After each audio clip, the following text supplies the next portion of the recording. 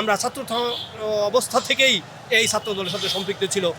ছিলাম। আমরা আজ খুবই গর্বিত যে আমরা সেই 90-এর স্বৈরাচার এরশাদ বিরোধী আন্দোলন এবং এই ফ্যাসিস্ট হাসিনার পতন আমরা এই ছাত্র দলের মাধ্যমে যে হয়েছে সেজন্য এটা দেখে যেতে পেরে আমরা আজ গর্ববোধ করছি, আরও গর্ববোধ করছি। আগামীতে যখন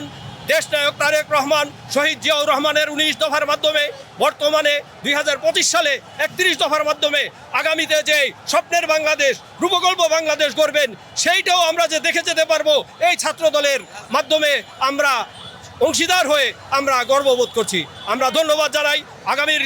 ভবিষ্যৎ জনাব তারেক রহমান অচিরেই 31 দফার মাধ্যমে যেই নতুন বাংলাদেশ গড়বে ছাত্রদল সেই শপথ নিয়ে আগামী নির্বাচনে দেশে যেই আজকের যেই তারুণ্যের যেই মেসেজ দেওয়া হয়েছে,